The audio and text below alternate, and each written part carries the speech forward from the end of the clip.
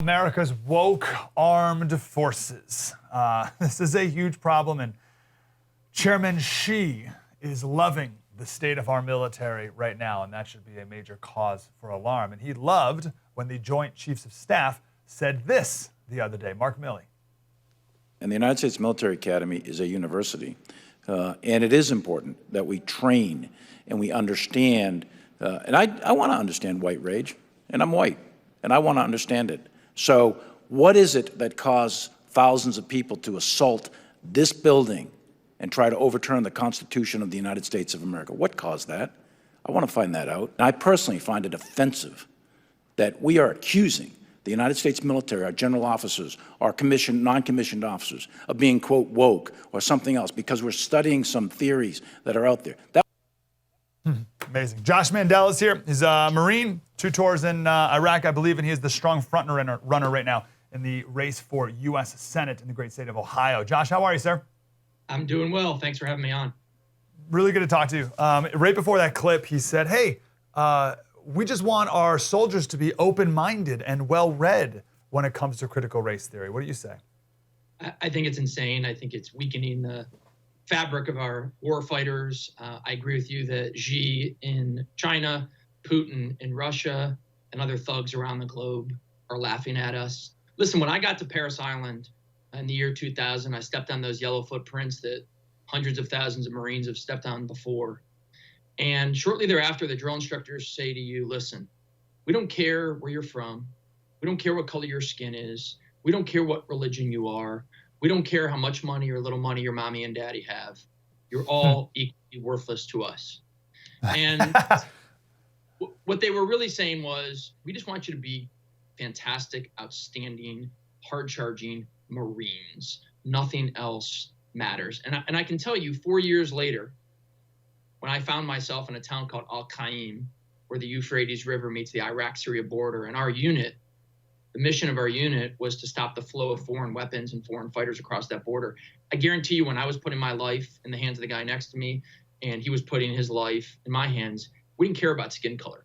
It's one of the beautiful things of my experience in the Marine Corps is I don't remember ever talking about race. We just cared for the guys to our left and right. Were they good guys and good Marines? And that's what we want throughout the military, not this insane woke garbage.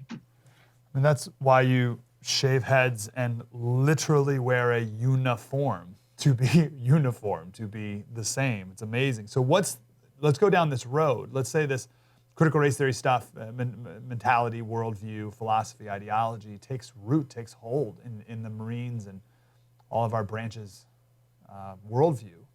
What's the result of that? What happens to our military then? It weakens our military. And remember, I don't care if someone's a Democrat, Republican, independent, libertarian, vegetarian, whatever they are, they want tough men and women standing on watch, guarding this country, keeping us safe. That's it. And you can ask anyone of any political stripe or background, race, religion here in Ohio or any other state in the nation, when they think of the U.S. military, they want Marines and soldiers and sailors and airmen that are hard, that are tough, that will protect our country and our families. They don't want soft sissies.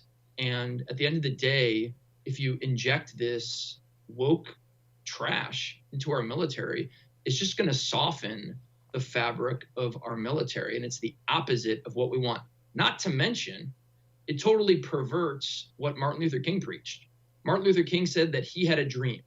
And his dream was one day that his next generations, the next generations of his family, would be judged on the content of their character, not the color of their skin. And all this woke stuff, whether it's in the liberal media, whether it's in the corporate America, or whether it's in the military now, it perverts and flips upside down what Martin Luther King preached. And that's one of the ironies of this, is that all this does is tear people apart, not bring people together. Yep. Back to the sissy point. I'm sure you saw the juxtaposition of the military recruitment ads from China and Russia on one side, where you have strong men, brutes living in concrete bunkers, getting up and picking up giant guns and tanks and fighting bad guys. And then our military recruitment ads, which is this little girl who was raised by lesbians And it's so great because she fought for lesbian rights her whole childhood, and now she's fighting with America. Look, what message are we sending? Who are we trying to recruit? Listen, I think the message that they're sending by running these ads is a message of weakness, and it signals softness and weakness to the Russians, to the Chinese, but also to jihadis. And all this woke stuff, it causes the jihadis in the Middle East, the Chinese Communist Party, and Putin and his thug comrades in Moscow to laugh at us. And at the end of the day, we want young men and women joining the military because they want to be warfighters, not because they want to be part of some social experiment. And, if these folks want to go try some social experiment with racism and transgenderism and all that stuff, my feeling is like that has no place whatsoever in the U.S. military. And frankly, like, I don't think we should have it anywhere in America. We got to get rid of it in the classroom, get rid of it in the business world, and just get rid of all this politically correct trash. Wow. That was deep and insightful. I want more of that. Like, subscribe, get more.